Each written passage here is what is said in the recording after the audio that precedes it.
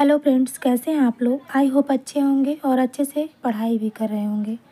Friends, कारक प्रकरण में संस्कृत व्याकरण प्रवेशिका जो कि डॉक्टर बाबूराम सक्सेना कृत है, उसमें षष्ठी विभक्ति को हम लोग पढ़ रहे हैं।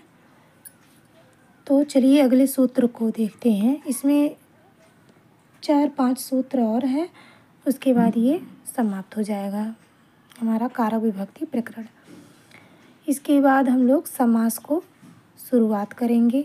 तो अगर आप चैनल पर नए हैं तो चैनल को सब्सक्राइब कर लीजिए। चलिए देखते हैं।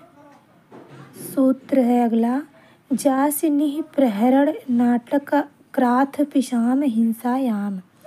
हिंसार्थक जस धातु अगर रहेगा, हिंसार्थक अर्थ में अगर उसका प्रयोग होगा, हिंसार्थक जस और अणिजंत नी तथा प्रपूर्वक हन कृथ ऋजंत नट ऋजंत तथा पिस धातुओं के कर्म में षष्ठी विभक्ति होती है। तो जैसे जस में ऋजंत, अगर ऋजंत में जस रहेगा तो जास ही हो जाएगा। नी तथा प्रपूर्वक हन धातु, कथ ऋजंत में तो क्राथ, नट ऋजंत में तो नाट, इस तरह से तथा पिस धातुओं के कर्म में षष्ठी विभक्ति होती है। जैसे निजो जसो जा सयुतुम जगत द्रुहाम, जगत के द्रोहियों को अपने तेज यानी बल से मारने के लिए। तो यहाँ पे जगत द्रुहाम में षष्ठी विभक्ति लगी है, नहीं तो यहाँ पे लगना चाहिए था द्वितीया, जैसे कि कर्म में लगता है, लेकिन यहाँ कर्म में षष्ठी विभक्ति होती है। क्यों होती है? जो कि ये कंडीशन अप्लाई होगा तो ठीक है। अब है एग्जाम्पल देखिए, चौरस्य निहंतुम प्रहंतुम प्रणिहंतुम वा, चोर को मारने के लिए। यानी चौरस्य निहंतुम चाहे कहिए, चाहे प्रहंतुम, चाहे प्रणिहंतुम, इनमें से कोई भी एक आप लगा लीजिए। तो हन धातु के योग में यहाँ पे चौरस्य में षष्ठी विभक्ति हुई है। अगला है उदाहरण, अपराधिना नाटयितुम क्राथयितुम वा। अपराधिना नाटयितुम चाहे क्राथयितुम, दोनों में से एक लगा सकते हैं। तो यहाँ अपराधिना ये षष्ठी का एक वचन लगा हुआ है, अपराधियों का वध करने के लिए। ठीक है, यहाँ पे जो नट ऋजंत में आया है और ये क्राथ जो है ऋजंत में आया है, इसलिए इसके योग में यहाँ पे षष्ठी विभक्ति का प्रयोग हुआ है।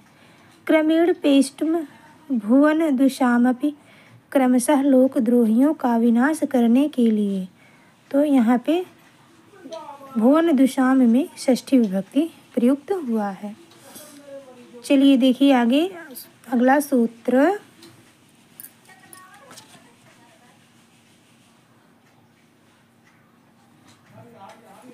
व्यवहृपणोः समर्थयोः, समान अर्थ वाली व्यव पूर्वक ह्री तथा पड़ धातुओं के कर्म में षष्ठी विभक्ति होती है। जुआ तथा क्रय विक्रय व्यवहार अर्थ में ये धातुएं समानार्थक होती हैं। जैसे सतस्य व्यवहारणम पढ़ते वा, यानी सतस्य व्यवहारणम चाहे पढ़ते, तो सौ का व्यवहार या जुआ, इसलिए यहाँ पे षष्ठी विभक्ति हुई है। इसमें कहा गया ना कि जैसे जुआ तथा क्रय विक्रय व्यवहार अर्थ में ये धातुएं समानार्थक होती हैं। अब है टिप्पणी, परंतु इसी अर्थ में द्वितीया का भी प्रायण प्रयोग दिख पड़ता है, कहीं कहीं पे द्वितीया भी दिखाई देता है। जैसे पड़स्य कृष्णाम पांचालीम, पंचाल राज की कन्या द्रौपदी को दांव पर रख दो। तो यहाँ पर भी द्यूत का बात हुआ है, यानी जुआ, तो यहाँ पे पड़स्य में षष्ठी लगी है। यहाँ कृष्णाम में द्वितीया लगी है। ठीक है, चलिए आगे देखते हैं। अगला सूत्र है, दिवस तदर्थस्य, उसी अर्थात द्यूत योम क्रय विक्रय व्यवहार अर्थ में, जो कि अभी हम लोगों ने पढ़ा, उसी अर्थ में द्युत एवं क्रय विक्रय व्यवहार अर्थ में दिव धातु के कर्म में भी षष्ठी विभक्ति होती है। अगर दिव धातु आएगा तो उसके कर्म में द्वितीय ना होकर के षष्ठी विभक्ति लगेगी। जैसे देखिए सतस्य दिव्यति, तो दीव धातु का प्रयोग है तो इसकी योग में यहाँ सतस्य में षष्ठी विभक्ति लगी है। सौ का जुआ खेलता है, क्योंकि ये द्युत या क्रय विक्रय व्यवहार जब आएगा या इसके समान अर्थ वाली कोई धातुएं आएंगी तो इसमें जो है षष्ठी विभक्ति का प्रयोग होगा। परंतु दिव उपर्युक्त अर्थ ना होने पर, अगर जैसे ये उपर्युक्त नहीं अर्थ होगा, द्युत एवं क्रय विक्रय व्यवहार अर्थ में अगर दिव धातु नहीं प्रयुक्त होगा तो द्वितीया ही होती है, तब तो द्वितीया ही लगेगी। जैसे ब्राह्मणम दिव्यति, ब्राह्मण की स्तुति करता है, तो यहाँ स्तुति करना आया है, ना कि जुआ खेलना या क्रय विक्रय या कोई मतलब व्यवहार यहाँ पे प्रदर्शित नहीं हो रहा है। तो यहाँ पे ब्राह्मणम दिव्यति तो द्वितीय का ही प्रयोग हुआ है। ठीक है, अब अगला सूत्र है चतुर्थी चा शिष्य आयुष्य मद्र भद्र कुशल सुखार्थ हितय है। आशीर्वाद अभिप्रेत होने पर, जहाँ पे आशीर्वाद दिया जाता है वहाँ आयुष्य शब्द आए या मद्र भद्र कुशल सुख अर्थ हित तथा इनके अर्थ वाले अन्य शब्दों के योग में चतुर्थी या षष्ठी होती है। अगर ये सब वर्ड आएंगे जहाँ पे आशीर्वाद अर्थ का मतलब भाव रहेगा और ये सब अर्थ आएंगे तो वहाँ पे चतुर्थी भी लगेगी। चतुर्थी चाहे आप लगाइए या षष्ठी लगाइए। जैसे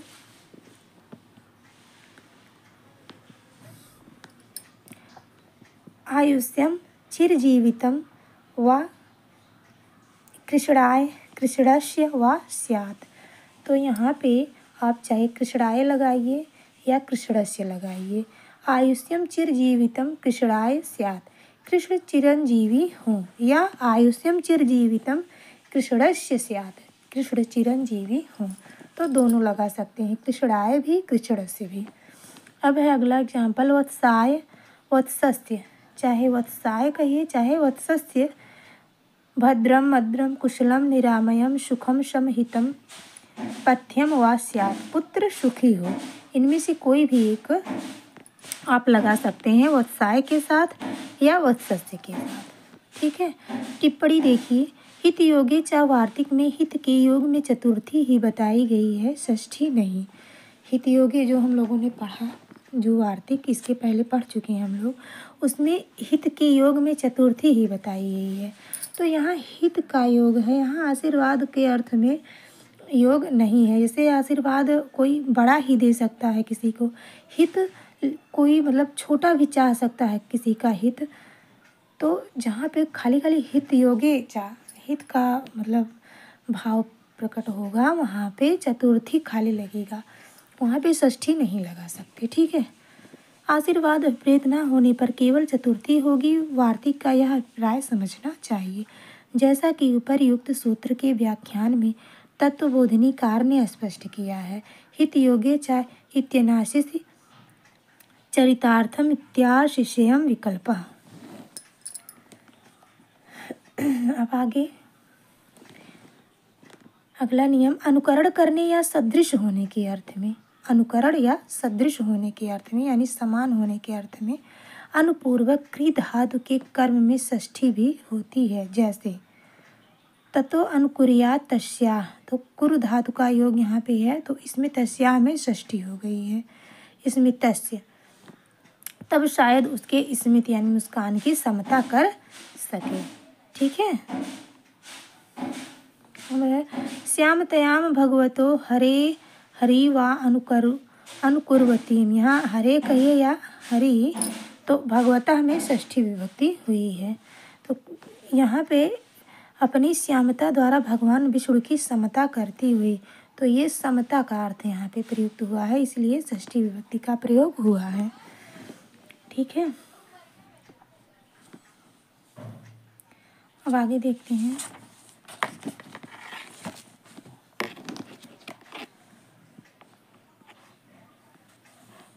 अनुरूप योग्य सदृश तथा इसी अर्थ वाले अन्य शब्दों के योग में सप्तमी के अतिरिक्त षष्ठी भी प्रायः प्रयुक्त होती है। अगर ये वर्ड आएंगे, अनुरूप योग्य सदृश तथा इसी अर्थ वाले अन्य शब्दों के योग में सप्तमी के अतिरिक्त षष्ठी भी प्रायः प्रयुक्त होती है, यानी सप्तमी भी प्रयुक्त होगा और षष्ठी भी। सखे पुंडरीक, जैसे देखिए सखे पुंडरीक न एतद रूपम भवतः, ये कादम्बरी का एग्जाम्पल दिया गया है। मित्र पुंडरीक, यह आपको उचित नहीं है। अभी है सदृशम एतत् स्नेहस्यान अवलेपस्य, यह अभिमान विहीन प्रेम के सर्वथा उचित ही है। ये अभिज्ञान शाकुंतलम का एग्जाम्पल दिया गया है। अब है कृते मध्य समक्ष आदि के योग में, जहाँ पे कृते शब्द आएगा, मध्य या समक्ष, यहाँ आदि के योग में भी षष्ठी विभक्ति प्रयुक्त होती है। जैसे एषाम मध्ये केचिदेव विद्यार्थिनः अपरे तु धनार्थिन एव, तो यहाँ पे मध्य शब्द का प्रयुक्त हुआ है, तो इसलिए एषाम में षष्ठी विभक्ति का प्रयोग हुआ है। इनमें कुछ ही विद्या प्राप्त करना चाहते हैं, अन्य लोग तो धन ही चाहते हैं। अगला एग्जाम्पल, अमीशाम प्राणानाम कृते, भर्तृहरि का वैराग्य शतक से लिया गया है ये एग्जाम्पल। इन प्राणों के लिए, तो यहाँ पे कृते शब्द के योग में प्राणानाम में षष्ठी विभक्ति का प्रयोग हुआ है। आई होप आप लोग अच्छे से समझ रहे होंगे। यहाँ समक्ष के योग में यहाँ पे राज्ञा में षष्ठी विभक्ति प्रयुक्त हुआ है। राज्ञा समक्षम एवं महाराज के समक्ष ही। अब है अगला नियम, अंशी भाव या अवयव भाव होने पर अंशी या अवयवी में षष्ठी विभक्ति होती है। जैसे जलस्य बिंदु, जल की बूंद, तो यहाँ जलस्य में षष्ठी विभक्ति का प्रयोग हुआ है। अंशा अंश, यानी कि मतलब एक अंश होगा और एक अंशी होगा, तो ये जो है जलस्य बिंदु, जल का बिंदु, जल की जल की बूंद, तो ये बूंद जो है एक अंशी का अंश हो गया है, तो इसलिए इसमें जलस्य में लगेगा षष्ठी, ना कि बिंदु में। यही समझने की यहाँ पे बात है। अब है अयुतम शरदाम ययो, शरदाम में षष्ठी लगी है। 10 सहस्र वर्ष बीत गए।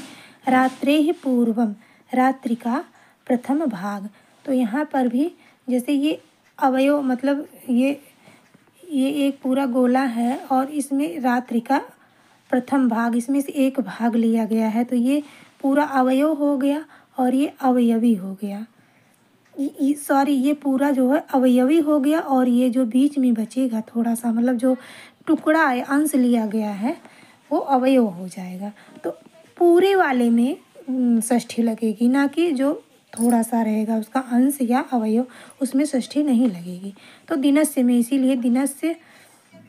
इसीलिए इसमें रात्रे में षष्ठी लगी है। जैसे यहाँ पे देखिए दिनस्य उत्तरम, दिन का उत्तरवर्ती भाग, तो यहाँ दिनस्य में षष्ठी लगी है।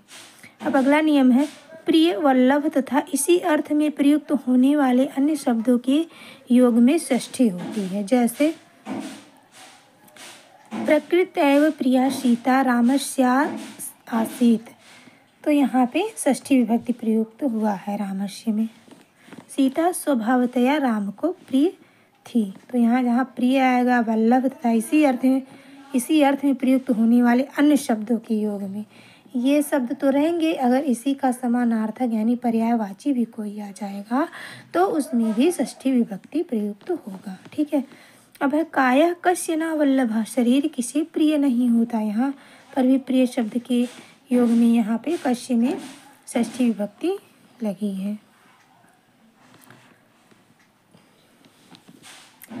अब विशेष अंतर इत्यादि शब्दों के प्रयोग में जिनमें विशेष या अंतर दिखाया जाता है वे षष्ठी में होती हैं। जैसे एतावानेव आयुष्मतः सत्कृतोश्च विशेषः आयुष्मान, आप और इंद्र में इतना ही अंतर है। यहाँ पे अंतर शब्द में तो आयुष्मतः में षष्ठी है, जहाँ पे विशेष अंतर इत्यादि शब्दों के प्रयोग में।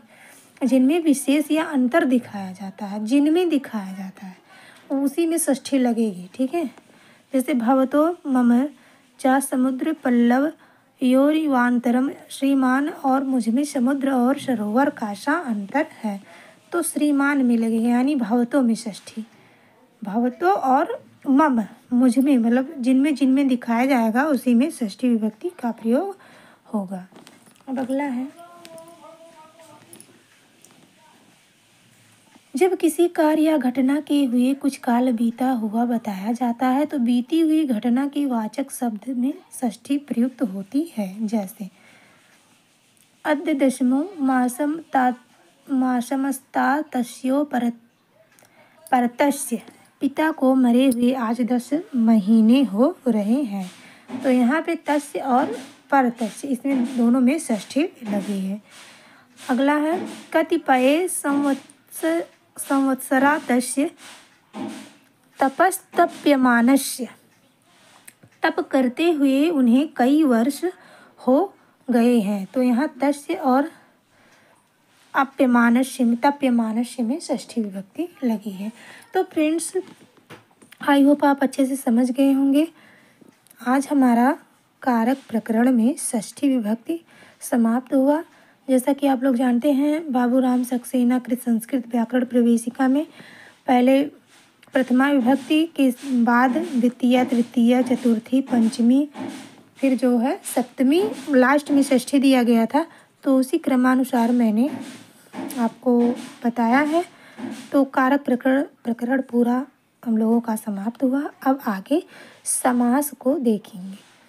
ठीक है, अगर आप चैनल पर नए हैं और मेरी वीडियो को टाइम से पाना चाहते हैं सीरियल वाइज, तो चैनल को सब्सक्राइब कर लीजिए।